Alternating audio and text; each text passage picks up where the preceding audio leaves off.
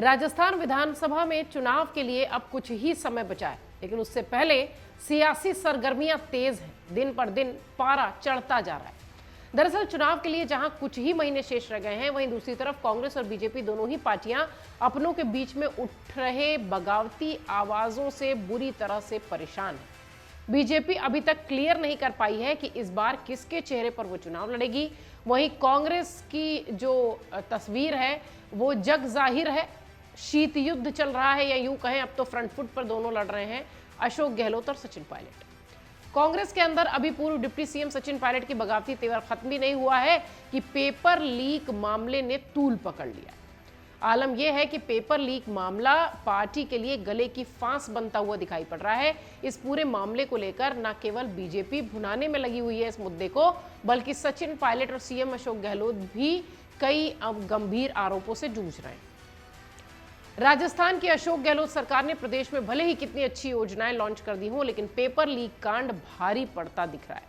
Paper leak माफियाओं ने बार बार अलग अलग परीक्षाओं के पेपर लीक किए हैं और कुछ परीक्षाओं को तो सरकार को रद्द भी करना पड़ा है। पेपर लीक कांड ने सरकार की खूब किरकिरी भी कराई है। विपक्ष के साथ सत्ता पक्ष के कई विधायकों ने भी पेपर लीक मामले को लेकर सरकार पर सवाल उठाए हैं। पेपर लीक मामले को सचिन पायलट ने भी उठाया है। उधर बेरोजगार महासंघ की ओर से सरकार के खिलाफ कई आंदोलन भी किए जा चुके हैं। अब पेपर लीक मामले में ईडी की एंट्री ने ही इस पूरे मामले की गर्मी को और बढ़ा दिया है। बीजेपी ने पेपर लीक मुद्दे को बड़ा हथियार के रूप में इस्तेमाल करने का प्रयास किया है। वहीं बीजेपी युवा मोर्चा के कार्यकर्ताओं की ओर से मुख्यमंत्री आवास और मंत्रियों के आवास को कई बार घेरा जा चुका है, प्रदर्शन किया जा चुका है। बीजेपी के नेताओं का आरोप है कि पेपर लीक कांड सरकार के संरक्षण में हुआ है। अब तक जो भी आरोप पुलिस की गिरफ्त में आए हैं, उन आरोपियों के संबंध कई राजनेताओं से भी पाए गए। कई आरोपियों की नेताओं के साथ खींची गई तस्वीरें सोशल मीडिया पर वायरल हुई हैं। राज्यसभा सांसद डॉक्टर किरोड़ी लाल मीणा आरोप लगा चुके हैं कि पेपर लीक माफियाओं के तार राजीव गांधी स्टडी सर्कल से जुड़े हुए हैं।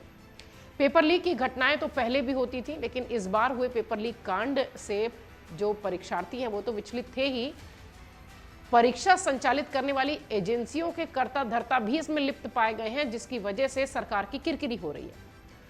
रीट के पेपर लीक के मामले में माध्यमिक शिक्षा बोर्ड के तत्कालीन चेयरमैन प्रोफेसर डीपी जोरोली की लिप्तता पाए जाने के बाद सरकार ने उनको बर्खास्त किया था। वरिष्ठ अध्यापक भर्ती परीक्षा में भी पेपर बेचने का आरोप सदस्य के पर ही लगा था, जिसके बाद उनको भी हटाया गया था। और एक शख्स तो ऐसे भी थे जिन्हें कि गहलोत सरकार की सिफारिश में मेंबर बनाया गया था।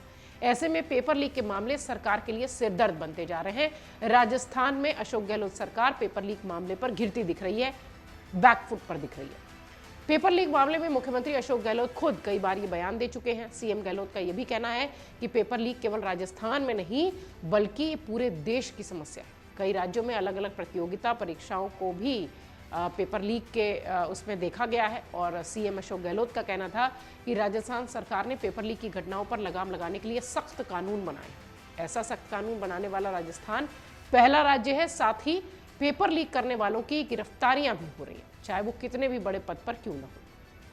अलग अलग प्रतियोगी परीक्षाओं में बेरोजगारों द्वारा किए जा रहे आवेदन की संख्या के लिहाज से राजस्थान में तकरीबन 20 लाख ग्रेजुएट्स हैं जो कि बेरोजगार हैं।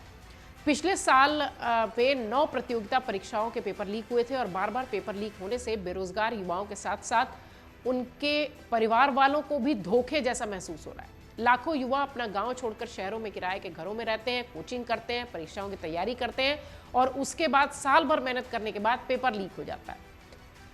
ऐसे में युवाओं के मन में भी सरकार के प्रति काफ़ी आक्रोश है। इस आक्रोश का नुकसान सरकार को झेलना पड़ सकता है, ये कहा जा रहा है, क्योंकि इस साल राजस्थान में चुनाव होने हैं। एक के बाद एक अशोक गहलोत ने बहुत सारी योजनाएं प्रदेश की जनता के लिए तो रखी हैं, लेकिन पेपर लीक का जो पूरा मामला है वो अशोक गहलोत सरकार राजस्थान की गवर्नमेंट के लिए किरकिरी बना हुआ है, क्योंकि इसी विषय पर सचिन पायलट भी अशोक गहलोत पर हमेशा से हमलावर रहे हैं। इसके पहले उनका अनशन हो, चाहे उनकी यात्रा हो, चाहे उनका संबोधन हो, हर जगह वो युवाओं को केंद्र में रखकर पेपर लीक का मुद्दा जरूर उठाते हैं और सीधे नहीं तो कम से कम अशोक गहलोत पर उनका अप्रत्यक्ष रूप से निशाना तो होता ही है। फिलहाल पेपर लीक का ये मामला लगातार राजस्थान की सरकार के लिए परेशानी का सबब है।